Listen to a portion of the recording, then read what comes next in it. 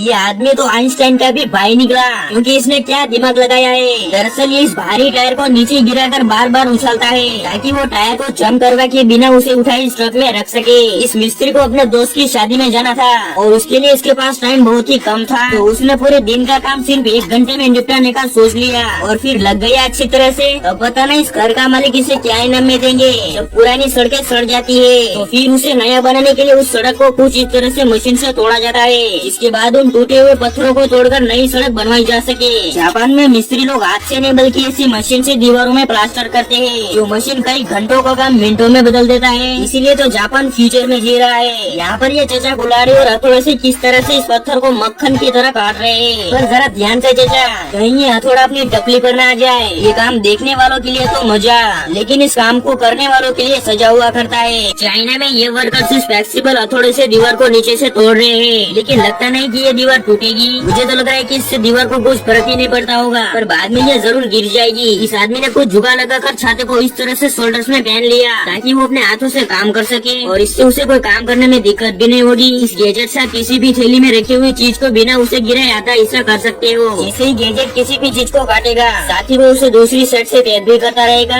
सच में ये तो कमाल का गैजेट है। आज तक मैंने नोटों को गिनने की मशीन तो देख ली, दरअसल ये नोटों की गड्डी को टैप से भरने का मशीन है। यार मुझे इससे क्या मतलब, आपको चाहिए क्या? आज आप पहली बार जानोगे कि सीडीओ के साथ लिप का आविष्कार और इस्तेमाल 1852 में पहली बार हुआ था। और आज के टाइम पर सीडीओ की अलग अलग प्रजातियां जापान में पाई जाती है। जापान की कंपनी ऐसे एलईडी टीवी बनाती है जिसे आप उसी डिस्प्ले पर हथौड़ा मारोगे फिर भी उस एलईडी को कुछ भी नहीं होगा। यहाँ तक कि पैर से लाते भी मारो कुछ भी नहीं होगा। और एक एलईडी टीवी बाकी टीवी के मुकाबले कम बिजली का यूज करती है। जापान में बुजुर्ग लोगों के लिए खास प्रकार की स्टिक बनाई जाती है, जिसे आप स्टिक कहो या चेयर, कोई फर्क नहीं पड़ता, क्योंकि ये एक स्टिक भी है और कहीं भी बैठने के लिए चेयर भी। और साथ ही साथ इसमें टॉर्च का भी इंतजाम किया है। सबसे महंगी कार फरारी कंपनी में काम करने वाला बेचारा कोई भी एम्प्लॉय फरारी नहीं खरीद सकता। अब ऐसा है कि बेंजो फरारी का मानना था। अक्सर घरों में दीवारों को पेंट करने के लिए